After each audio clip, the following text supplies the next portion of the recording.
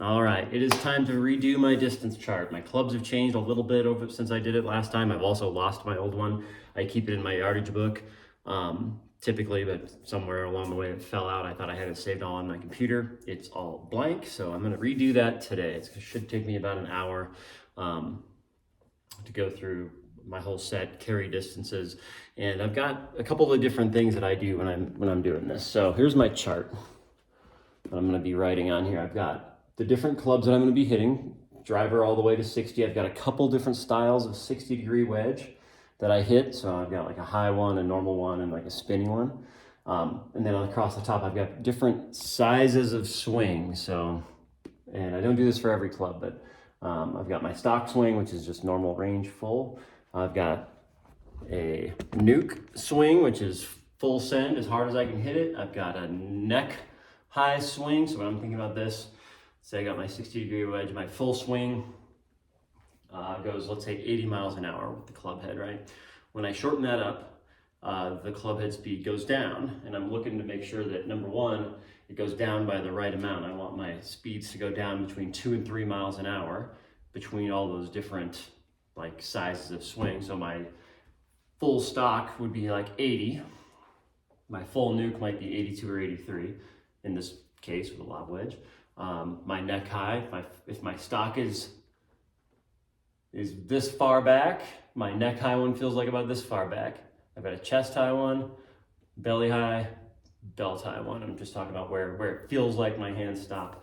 And I'm hoping to see 2 or 3 miles an hour in difference on the club head as I'm doing this on TrackMan, and that will result in a shorter distance somewhere in the range of, well, we'll find out. I'm hoping somewhere around 5 yards or so between. So I don't need to fill out the chart completely. Like I don't need to know how far a belt high 7-iron goes really. Those shorter swings are going to be reserved mostly for my 60 and maybe 56, 52, maybe. So I'm going to get to work on that. I'm also going to do one for sea level because this winter I've got tons of sea level events as well as some virtual tournaments that happen all at sea level. So I'm gonna have a pretty good distance chart after this next hour. Now I'm not gonna shoot this whole thing, but just, you know, stock 60 degree. I've got my TrackMan data here. Stock 60 degree for me, I expect around 105. I'm gonna hit 1, 2, check the club head speed. I expect the speed to be about 80 miles an hour. That one was 79.8, and it flew 100. I didn't hit it that well though. That one was also 80 miles an hour, but that one was well struck, 105.5. And I'm gonna put a full nuke, see how hard I can hit this golf ball with a lob wedge. I wouldn't do this too often on the course, but it's good to know how far I can hit it if I have to. 112. So, you know, I'm gonna start off and just start writing numbers in. It's gonna take me a little bit of time, but I'll give you some updates as I go. All right, so just to see where we're at so far, I've worked on the 60 so far, nuke, stock, neck, chest, etc. I've also calibrated the TrackMan for sea level and a little cooler temperature, since a lot of times when I'm at sea level, it's in the winter, it's not hot, rarely. So cooler temperature, sea level, you can see the distance doesn't change that much at 60, 70 yards, but it starts to spread out to that like 8 to 10% that you might expect once we get into fuller shots, more ball speed, more spin and so forth. So I'm going to keep going. I'll keep filling this out. All right, so I've just completed the wedges, okay? So with the 60, I've got quite a few. Let's see if I can zoom this in here. So 60, I've got a lot of different sizes of swing, 56 a lot, but it's gonna be rare that I'm gonna hit like a 52 or a pitching wedge, like belly or belt. I don't really need to know that. I can probably guess if I ever have to. On the flip side up here, like these like spinny ones and like the open-faced ones that I hit kind of high or kind of spinny, I'm really gonna hit those with like full swings. Those are gonna be blank too. So that's kind of the wedge chart. Now I'm gonna go into the irons, and it's gonna be just these 4 and down to about here, and then probably just 3 or even just 2 on the last couple. So take a quick break. It's taken me about 15 minutes so far. I'm not setting my TrackMan to different, I'm kind of using percentage rules for all the these blue numbers, but that's going to be just less math that I have to do when I go to sea level.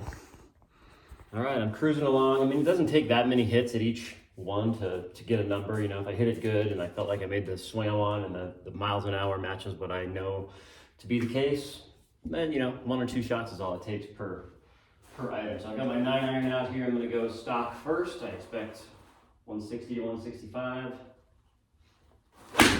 Let's chunk it. We'll redo it. That one's gonna be short.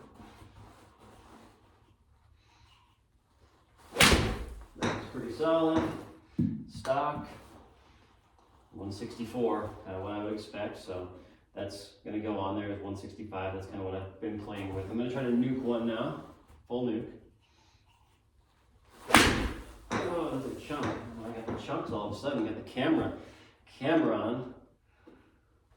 Swing speed was there. The contact wasn't. That's pretty nuked. And that one was about 170. Go to the neck high one for 1 or 2. Neck high.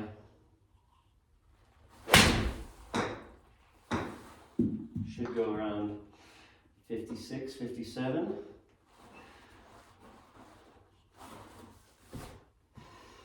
All right, working on my different swing sizes here. I've got my 9-iron out at this point. Hit some stock ones first. My expectation is 165, just checking in on it.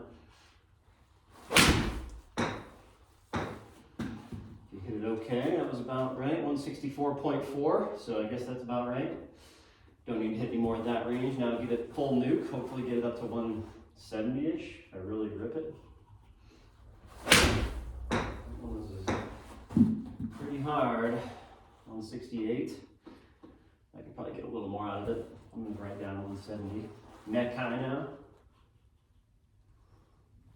That felt pretty good. 163. Kind of a big draw, so I'm going to go a little farther than real life.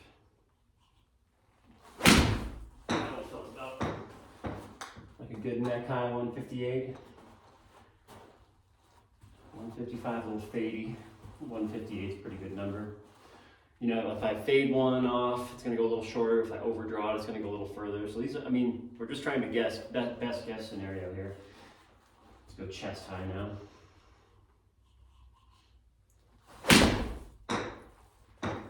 Should be around 150, 153. So I'll write down those numbers next and continue on. Okay, it's been about an hour, maybe not even quite that. Got my whole distance chart. Notice at the bottom, I mean, I don't really hit 2-iron mini driver or anything less than full or nuke. So, I mean, I can always figure that out if I had to, but that's a pretty comprehensive chart. So I'm gonna go take a photo of that, and then I'm gonna start, I'm gonna go enter it into my computer and print off some cards that I can carry around with me.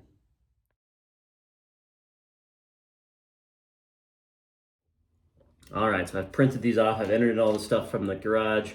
I've got a side for altitude with mountains on it, a side for sea level with ocean on it.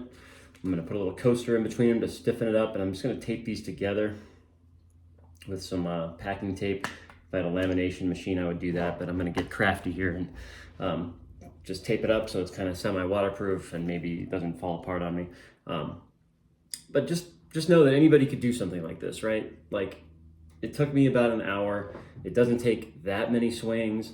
And now I've got a really good idea of how to hit different numbers. I've got different sizes of swing. I could always go in between them if I wanted to be a little more precise. And I get it. I'm not gonna go out and hit every shot on the number, but I'm gonna try.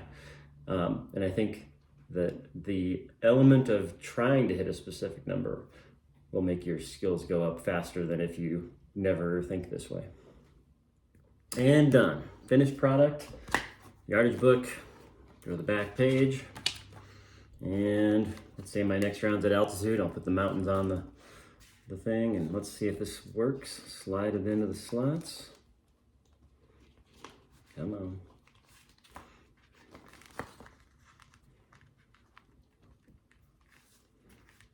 Come on. Beautiful.